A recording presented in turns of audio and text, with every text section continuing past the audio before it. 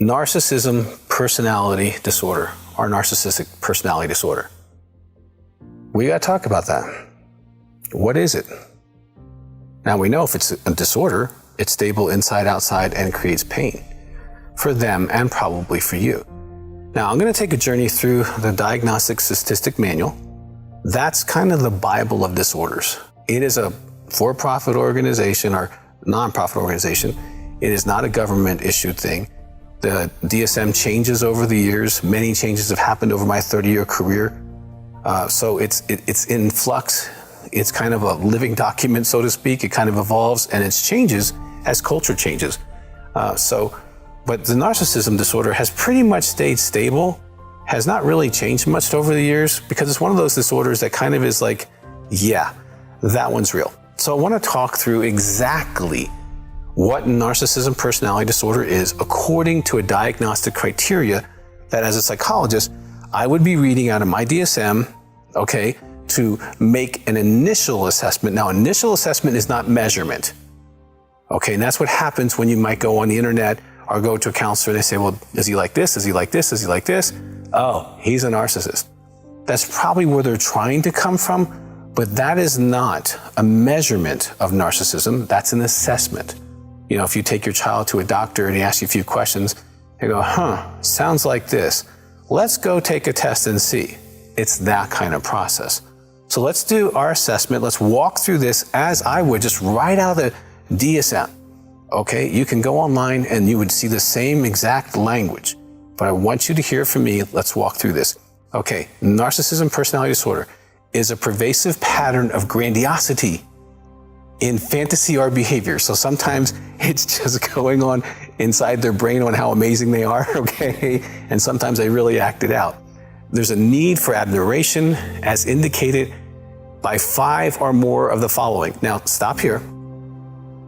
5 or more. Now, I'm going to talk more about this later. But as you're going through this, a narcissist, a true narcissist, personality disorder, will have at least 5 of these following characteristics. Less than 5 is not a narcissistic personality disorder. We're going to separate that in another conversation, but I need you to understand what you're thinking in your mind as I go through these is 1, 2, 3, 4, 5. And if you pass 5, you really have a good case to assess this. Now, my personal ethical standard is assessment is not measurement. The next step would be measure. We'll talk about that later. But let's go through these so that you, and sir, if you're sitting right next to your wife, you can go through these and you can assess yourself as well. Or if it's a woman, either way, okay? Number 1, and this is right out of the DSM, has a grandiose sense of self-importance. They exaggerate achievements and talents. They expect to be recognized as superior without commensurate achievements, which means they expect to be treated as if they've accomplished something which they have not accomplished. To be seen as wonderful when they really don't have the credentials, achievements to support that. That's number 1. Number 2 is preoccupied with fantasies of unlimited success, power, brilliance, beauty, or ideal love.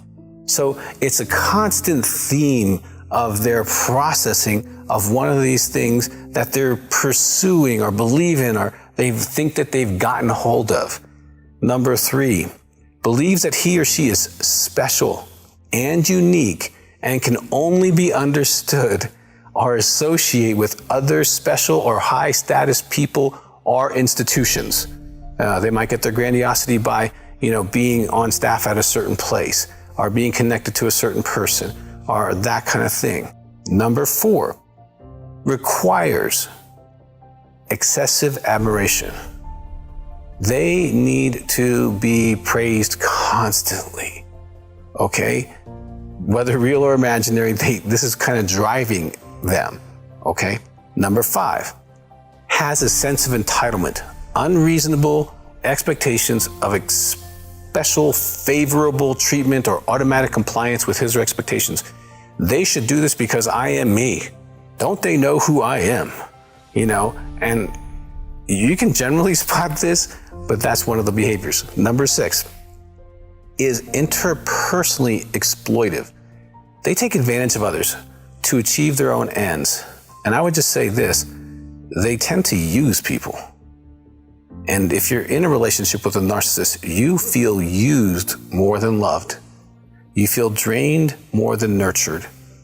Okay, that's just a way of assessing how that would operate. Number 7, and this one is where a lot of people lock in and say, oh, he's a narcissist, but we're going to talk about that this characteristic can be there for several different reasons later, but important to note. Number 7, lacks empathy, is unwilling to recognize or identify with the feelings and needs of others. Like if you're married to them, your needs are not important, what we're doing is important, your values are not important, your voice is not important, your sex is not important. They use people, okay? Number 8, is often envious of others or believes that others are envious of him or her. Number 9, shows arrogant, haughty behaviors or attitudes, okay?